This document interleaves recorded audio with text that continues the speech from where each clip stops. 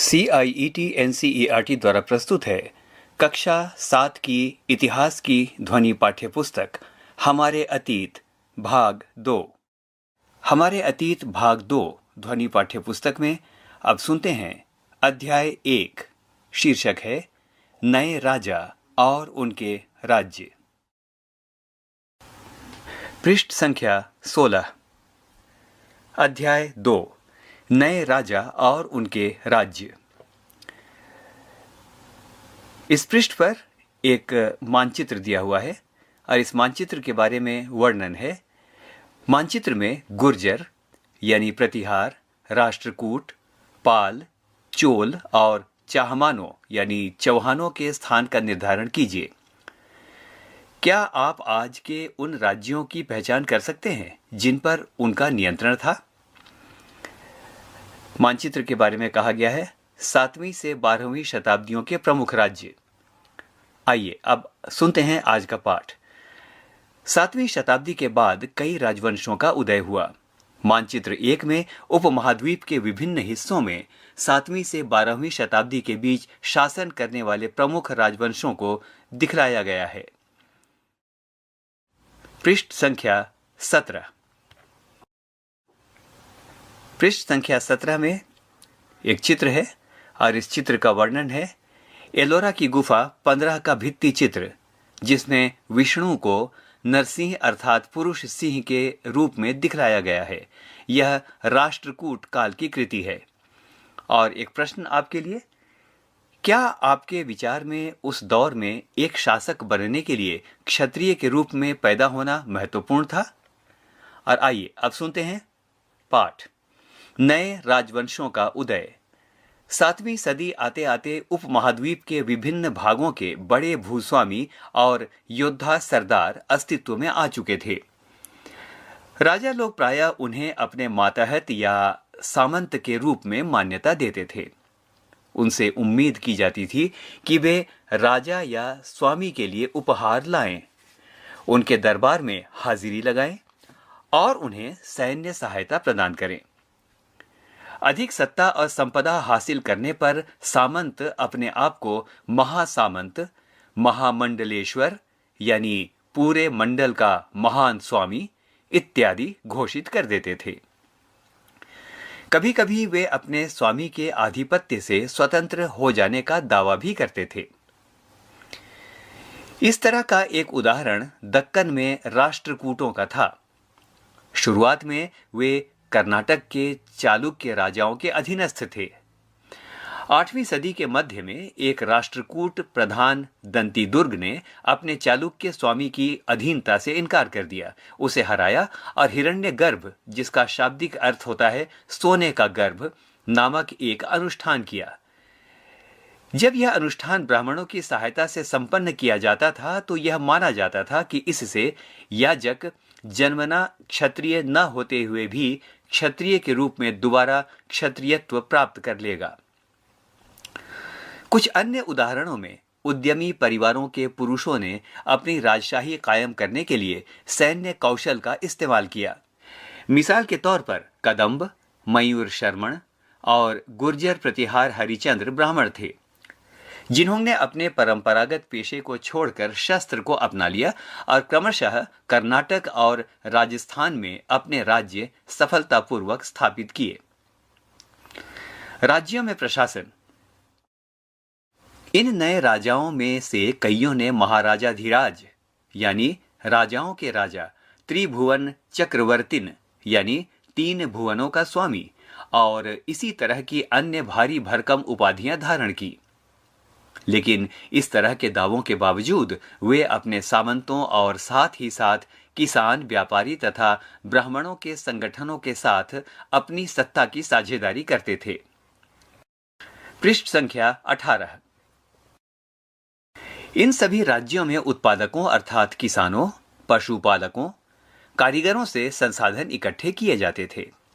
इनको अक्सर अपने उत्पादों का एक हिस्सा त्यागने के लिए मनाया या बाध्य किया जाता था। कभी कभी इस हिस्से को लगान मानकर वसूला जाता था, क्योंकि प्राप्त करने वाला भूस्वामी होने का दावा करता था। राजस्व व्यापारियों से भी लिया जाता था। इस पृष्ठ में अब बीच में एक बॉक्स है। इस बॉक्स में जो वर्णन है वो सुनते हैं और इस बॉक्स का शीर्षक है 400 कर। इसके बाद पाठ को आरंभ करेंगे। 400 कर। तमिलनाडु में शासन करने वाले चोल वंश के अभिलेखों में विभिन्न किस्म के करों के लिए 400 से ज्यादा सूचक शब्द मिलते हैं। सबसे अधिक उल्लिखित कर है वेट्टी, जो नकद की बजाय जबरन श्रम के रूप में लिया जाता था, यानी जबरन श्रम और कदमाई यानी कि भू राजस्व थे। मकान पर छाजन डालने पर लगने वाला कर, खजूर या ताड़ के पेड़ पर चढ़ने के लिए सीढ़ी के इस्तेमाल पर लगने वाला कर, पारिवारिक संपत्ति का उत्तराधिकार हासिल करने के लिए लगने वाले कर इत्यादि का भी उल्लेख मिलता है। प्रश्न: क्या आज इनमें से कोई कर वसूले जाते हैं? अब पाठ। ये संसाधन राजा की व्यवस्था का वित्तीय आधार बनते थे, साथ ही मंदिरों और दुर्गों के निर्माण में भी इस्तेमाल होते थे। संसाधन उन युद्धों को लड़ने में भी इस्तेमाल होते थे जिनसे लूट की शक्ल में धन मिलने की तथा जमीन और व्यापारिक मार्गों के प्रयोग की संभावनाएं बनती थीं। राजस्व वसूली के लिए पदाधिकारियों की नियुक्ति सामान्यतः प्रभावशाली परिवारों के बीच से की जाती थी और प्रायः वंशानुगत होती थी। सेना में भी ऐसा ही होता था। कई बार राजा के निकट संबंधी ही इन ओहदों पर होते थे। प्रशस्तियां और भूमि अनुदान। प्रशस्तियों में ऐसे ब्यौरे होते हैं जो शब्दशः सत्य नहीं भी हो सकते, लेकिन ये प्रशस्तियां हमें बताती हैं कि शासक खुद को कैसा दर्शाना चाहते थे। मिसाल के लिए शूरवीर विजयी योद्धा के रूप में ये विद्वान ब्राह्मणों द्वारा रची गई थी, जो अक्सर प्रशासन में मदद करते थे। इसी पृष्ठ पर बाईं ओर एक प्रश्न है आपके लिए। अब प्रश्न है, प्रशासन का यह रूप आज की व्यवस्था से किन मायनों में भिन्न था? पृष्ठ संख्या 19। पृष्ठ संख्या 19 के आरंभ में एक बॉक्स है और उस बॉक्स का शीर्षक है नागभट्ट की उपलब्धियां, और साथ ही साथ एक प्रश्न भी दिया गया है। इस बॉक्स और प्रश्न के बाद हम आज के पाठ में चलेंगे। नागभट्ट की उपलब्धियां, ये बॉक्स में है। कई शासकों ने प्रशस्तियों में अपनी उपलब्धियों का बखान किया है। आपने पिछले साल गुप्त शासक समुद्रगुप्त की प्रशस्ति के बारे में पढ़ा है। संस्कृत में लिखी गई ग्वालियर यानी मध्य प्रदेश में पाई गई एक प्रशस्ति में प्रतिहार नरेश नागभट्ट के कामों का वर्णन इस प्रकार किया गया है। आंध्र, सैंधव यानी सिंध, विदर्भ यानी महाराष्ट्र का हिस्सा और कलिंग उड़ीसा का एक हिस्सा के राजा उनके आगे तभी धराशायी हो गए जब वे राजकुमार थे। उन्होंने कन्नौज के शासक चक्रयुद्ध को विजित किया।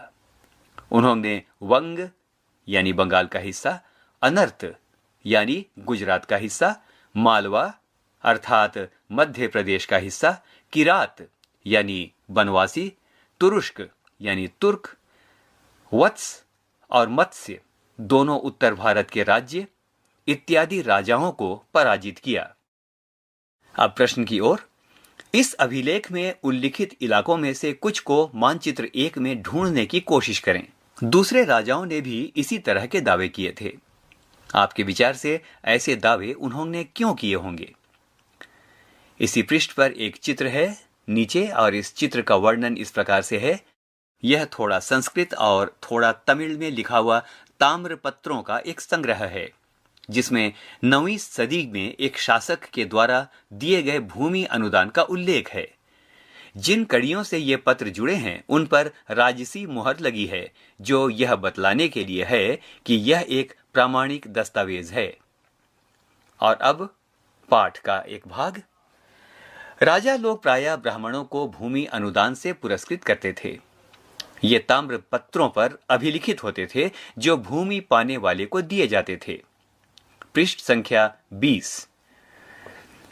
बॉक्स में भूमि के साथ क्या क्या दिया जाता था? यह चोलों के द्वारा दिए गए एक भूमि अनुदान के तमिल भाग का एक अंश है। आइए सुनते हैं।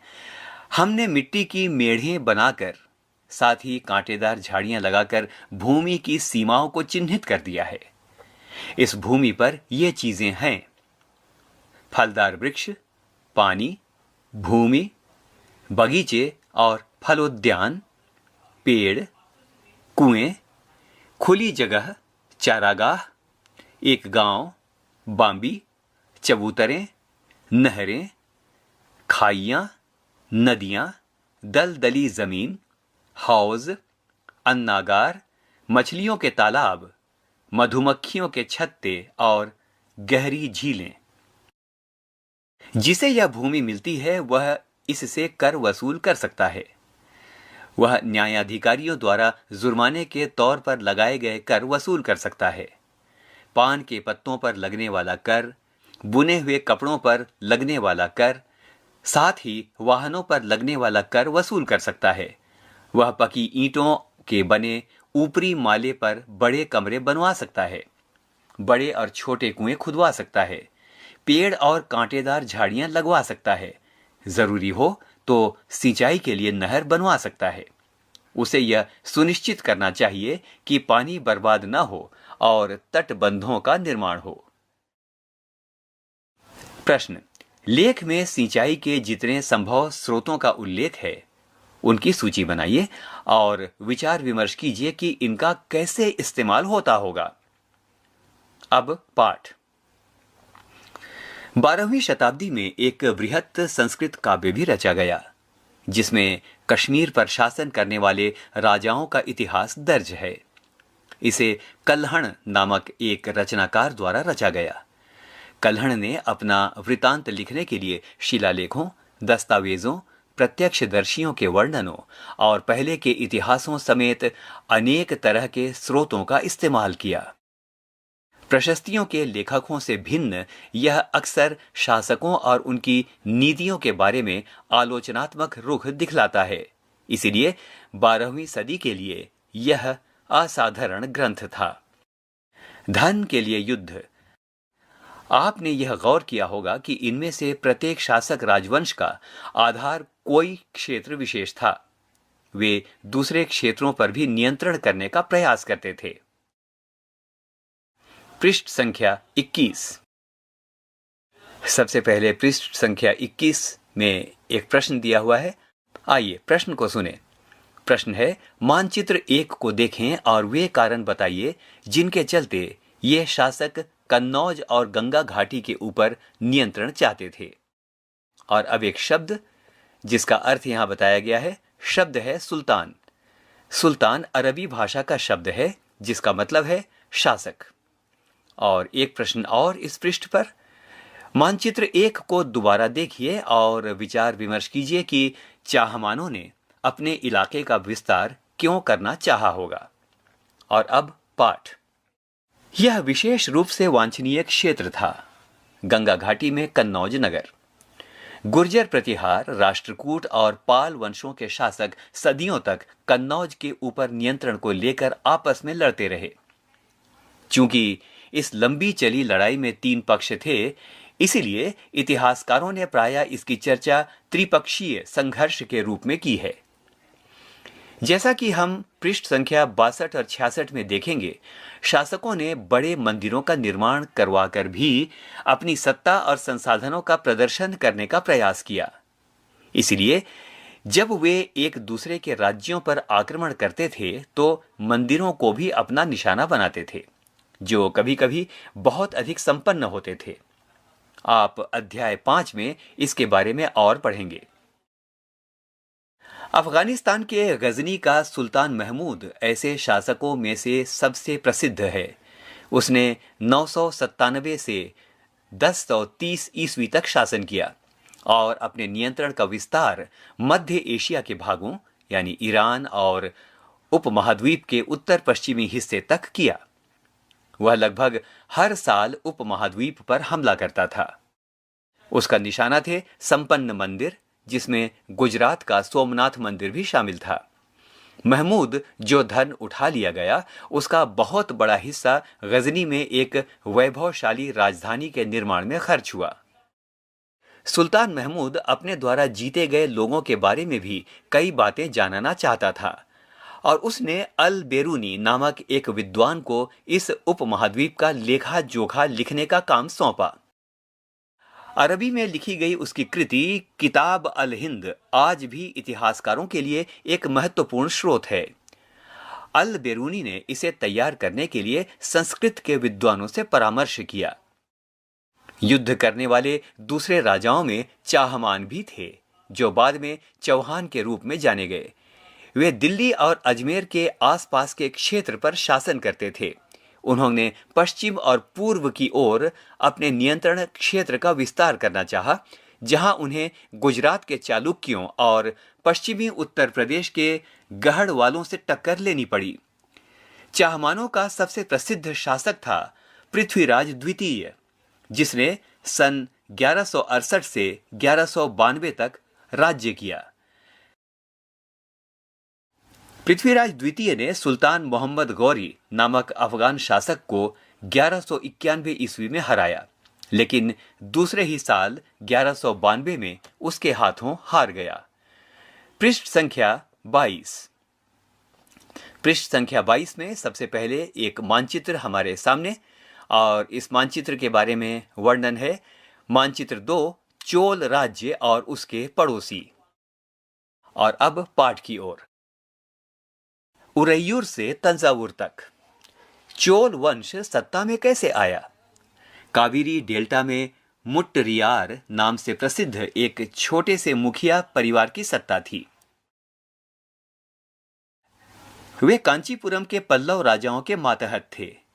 उरैयार के चोल वंशीय प्राचीन मुखिया परिवार के विजयालय ने 9वीं सदी के मध्य में मुट्टरियारों को हराकर इस डेल्टा पर कब्जा जमाया। उसने वहां तंजावुर शहर और निशुंभ स्तुदिनी देवी का मंदिर बनवाया। विजयालय के उत्तराधिकारियों ने पड़ोसी इलाकों को जीता और उसका क्षेत्र अपने क्षेत्रफल तथा शक्ति दोनों रूपों में बढ़ता गया। दक्षिण और उत्तर के पांड्यन और पल्लव के इलाके इस राज्य का हिस्सा बना लिए गए। राजराज प्रथम, जो सबसे शक्तिशाली चोल शासक माना जाता है, 985 ईस्वी में राजा बना और उसी ने इनमें से ज्यादातर क्षेत्रों पर अपने नियंत्रण का विस्तार किया। उसने अपने साम्राज्य के प्रशासन का भी पुनर्गठन किया। पृष्ठ संख्या 23। रामराज के पुत्र राजेंद्र प्रथम ने उसकी नीतियों को जारी रखा और उसने गंगा घाटी, श्रीलंका तथा दक्षिण पूर्व एशिया के देशों पर हमला भी किया। इन अभियानों के लिए उसने एक जल सेना भी बनाई। भव्य मंदिर और कांस्य मूर्ति कला। राजराज और राजेंद्र प्रथम द्वारा बनवाए गए तंजावुर और गंगईकोंडचोलपुरम के बड़े मंदिर स्थापत्य और मूर्ति कला की दृष्टि से एक चमत्कार हैं। चोल मंदिर अक्सर अपने आसपास विकसित होने वाली बस्तियों के केंद्र बन गए थे। वे शिल्प उत्पादन के केंद्र थे। ये मंदिर शासकों और अन्य लोगों द्वारा दी गई भूमि से भी संपन्न हो गए थे। इस भूमि की उपज उन सारे विशेषज्ञों का निर्वाह करने में खर्च होती थी जो मंदिर के आसपास रहते और उसके लिए काम करते थे। पुरोहित, मालाकार, बावर्ची, मेहतर, संगीतकार, नर्तक इत्यादि। इसी पृष्ठ पर एक चित्र दिया गया है और इस चित्र का वर्णन है। गंगईकोंडचोलपुरम का मंदिर। छत जिस तरह से क्रमशः पतली होती गई है उस पर गौर करें। बाहरी दीवारों को सजाने के लिए पत्थर की जो प्रतिमाएं अलंकृत की गई हैं उन्हें भी देखिए। पृष्ठ संख्या 24। दूसरे शब्दों में, मंदिर सिर्फ पूजा आराधना के स्थान नहीं थे, वे स्थानीय सामाजिक और सांस्कृतिक जीवन के केंद्र भी थे। मंदिर के साथ जुड़े हुए शिल्पों में सबसे विशिष्ट था कांस्य प्रतिमाएं बनाने का काम। चोल कांस्य प्रतिमाएं संसार की सबसे उत्कृष्ट कांस्य प्रतिमाओं में गिनी जाती हैं।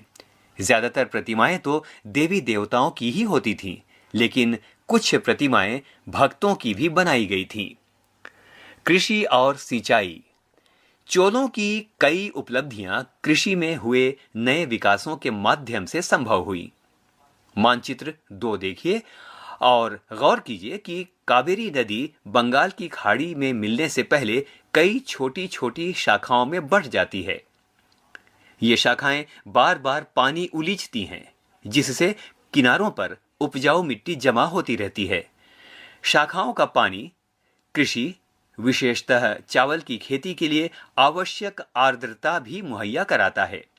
हालांकि तमिलनाडु के दूसरे हिस्सों में कृषि पहले ही विकसित हो चुकी थी, पर 5वीं या 6ठी सदी में आकर ही इस इलाके में बड़े पैमाने पर खेती शुरू हो पाई।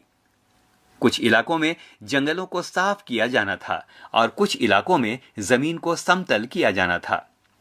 डेल्टा क्षेत्रों में बाढ़ को रोकने के लिए तटबंध बनाए जाने थे और पानी को खेतों तक ले जाने के लिए नहरों का निर्माण होना था। कई क्षेत्रों में एक साल में 2 फसलें उगाई जाती थीं। इसी पृष्ठ 24 पर एक चित्र दिया गया है जिसका वर्णन इस प्रकार से है। ये एक चोल कांस्य प्रतिमा है। देखिए कितनी सावधानी के साथ उसे अलंकृत किया गया है। इस पर भी गौर कीजिए। ऐसी प्रतिमाएं किस तरह बनाई जाती थीं, यह जानने के लिए अध्याय 6 देखिए। पृष्ठ संख्या 25। इस पृष्ठ पर सबसे पहले ऊपर में एक चित्र और इस चित्र का वर्णन इस प्रकार से है। 9वीं शताब्दी तमिलनाडु का एक जल द्वार। हौज से नदी की शाखाओं में पानी के प्रवाह को इसके जरिए नियंत्रित किया जाता था। इस पानी से खेत सींचे जाते थे।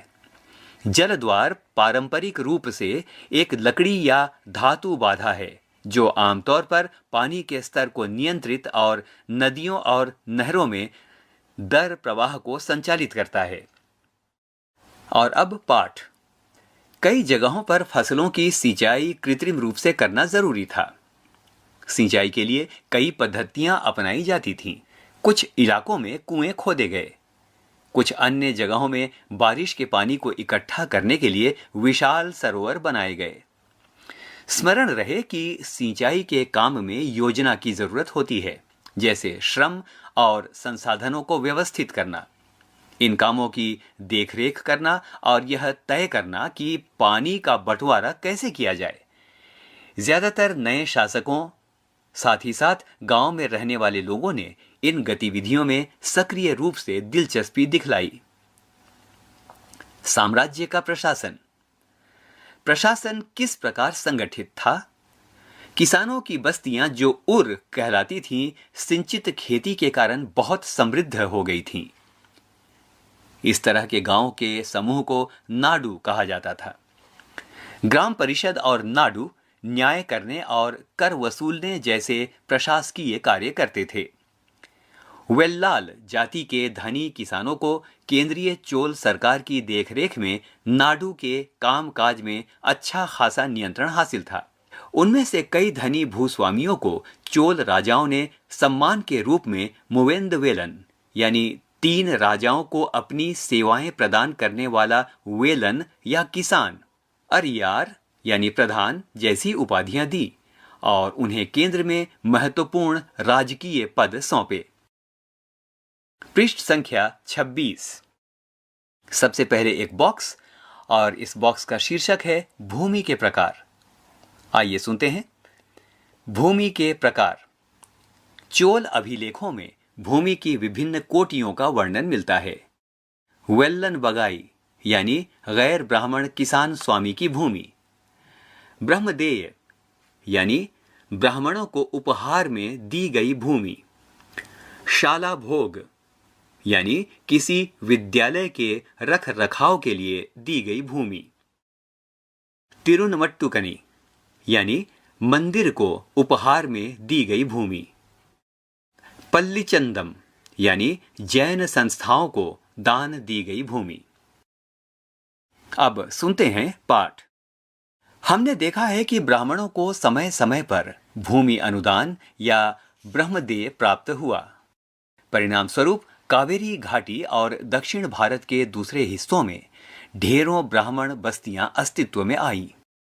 प्रत्येक ब्रह्मदेय की देखरेख प्रमुख ब्राह्मण भूस्वामियों की एक सभा द्वारा की जाती थी। ये सभाएं बहुत कुशलतापूर्वक काम करती थीं। इनके निर्णय शिलालेखों में प्रायः मंदिरों की पत्थर की दीवारों पर ब्यौरेवार दर्ज किए जाते थे। नगरम के नाम से ज्ञात व्यापारियों के संघ भी अक्सर शहरों में प्रशासनिक कार्य संपादित करते थे। तमिलनाडु के चिंगलपुट जिले के उत्तर मेरूर से प्राप्त अभिलेखों में इस बात का सविस्तार वर्णन है कि ब्राह्मणों की सभा का संगठन कैसा था। सिंचाई के कामकाज, बाग बगीचों, मंदिरों इत्यादि की देखरेख के लिए सभा में विभिन्न समितियां होती थीं।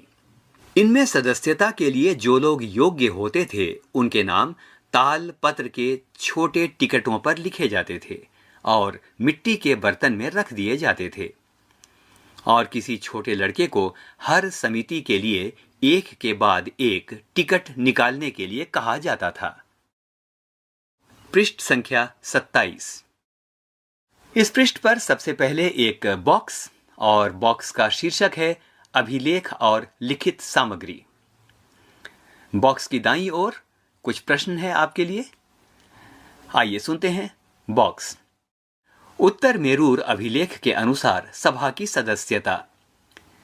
सभा की सदस्यता के लिए इच्छुक लोगों को ऐसी भूमि का स्वामी होना चाहिए जहां से भू राजस्व वसूला जाता है। उनके पास अपना घर होना चाहिए।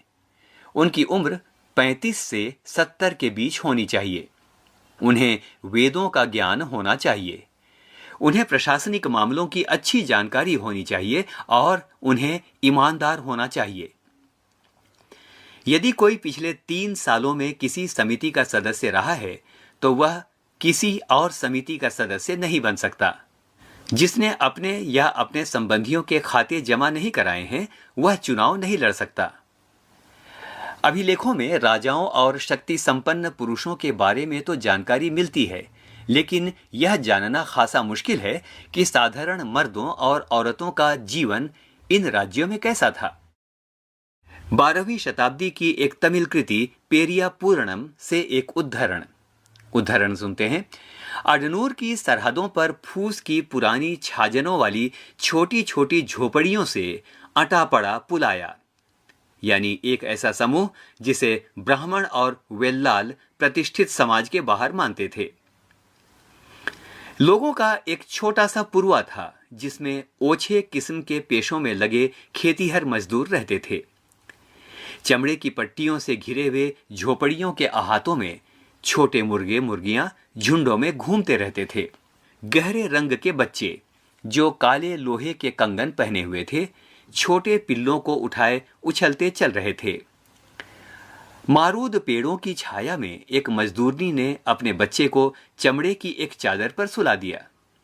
आम के पेड़ भी थे जिनकी शाखाओं पर नगाड़े लटके हुए थे और नारियल के पेड़ों के नीचे जमीन में बने छोटे गड्ढों में छोटे सिरों वाली कुतियां पिल्लों को दूध पिलाने के लिए लेटी हुई थीं। लाल कलगी वाले मुर्गों ने पाँव फटने से पहले तगड़े पुलैयार, जो पुलाया का बहुवचन है, को दिन के काम पर जाने की हाँक लगाते हुए बांग दे दी। धान कुटती लहरदार बालों वाली पुलाया स्त्रियों के गाने की आवाज रोजाना कांजी वृक्ष की छाया में फैलती थी। और अब इसी बॉक्स पर आपके लिए 2 प्रश्न। प्रश्न 1, क्या आपको लगता है कि महिलाएं इन सभाओं में हिस्सेदारी करती थीं? क्या आप समझते हैं कि समितियों के सदस्यों के चुनाव के लिए लॉटरी का तरीका उपयोगी होता है? प्रश्न 2, क्या इस पूर्वे में कुछ ब्राह्मण थे? जितनी तरह की गतिविधियां चल रही थीं उनका वर्णन करो। आपके ख्याल से अभिलेखों में इन सब का उल्लेख क्यों नहीं किया गया है? पृष्ठ संख्या 28। पृष्ठ संख्या 28 में सबसे पहले हमारे लिए एक बॉक्स, और बॉक्स का शीर्षक है तांग वंश के युग का चीन। आइए सुनते हैं। चीन में तांग राजवंश के तहत एक साम्राज्य स्थापित हुआ जो लगभग 300 वर्षों तक यानी 7वीं से 10वीं सदी तक सत्ता में रहा। इसकी राजधानी शियान दुनिया के सबसे बड़े नगरों में से एक थी, जहां तुर्की, ईरानी, भारतीय, जापानी और कोरियाई आया जाया करते थे। तांग साम्राज्य परीक्षा के माध्यम से नियुक्त की गई नौकरशाही द्वारा प्रशासित होता था।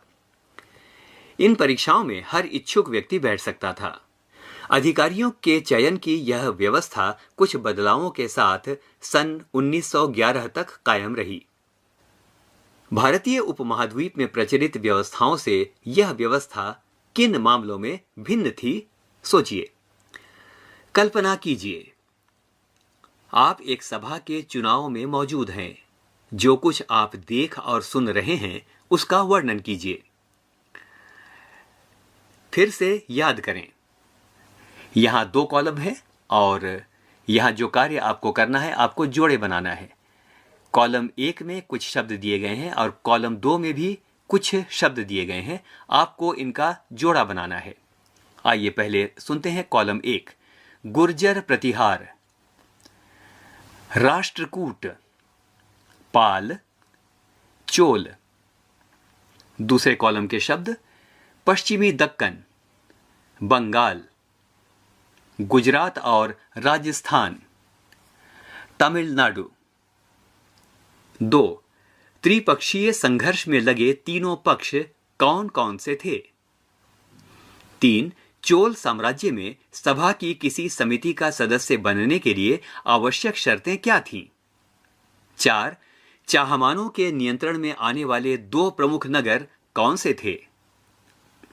पृष्ठ संख्या 29। आइए समझें। 5. राष्ट्रकूट कैसे शक्तिशाली बने? 6. नए राजवंशों ने स्वीकृति हासिल करने के लिए क्या किया? 7. तमिल क्षेत्र में किस तरह की सिंचाई व्यवस्था का विकास हुआ? 8. चोल मंदिरों के साथ कौन कौन सी गतिविधियां जुड़ी हुई थीं? आइए विचार करें। 9. मानचित्र 1 को दोबारा देखें और तलाश करें कि जिस प्रांत में आप रहते हैं उसमें कोई पुरानी राजशाहियां या राजाओं के राज्य थीं या नहीं। 10. जिस तरह के पंचायती चुनाव हम आज देखते हैं उनसे उत्तर मेरूर के चुनाव किस तरह अलग थे? आइए करके देखें। 11. इस अध्याय में दिखलाए गए मंदिरों से अपने आसपास के किसी मौजूदा मंदिर की तुलना करें और जो समानताएं या अंतर आप देख पाते हैं उन्हें बताएं। 12. आज के समय में वसूले जाने वाले करों के बारे में और जानकारी हासिल करें। क्या ये नकद के रूप में है, वस्तु के रूप में है या श्रम सेवाओं के रूप में? इसी पृष्ठ पर कुछ बीज शब्द या मुख्य शब्द या कीवर्ड दिए हुए हैं और वो शब्द हैं सामंत, मंदिर, नाडु और सभा। हमारे अतीत भाग 2 कक्षा 7 की इतिहास की पाठ्यपुस्तक का अध्याय 2 नए राजा और उनके राज्य। अभी आप सुन रहे थे ये अध्याय।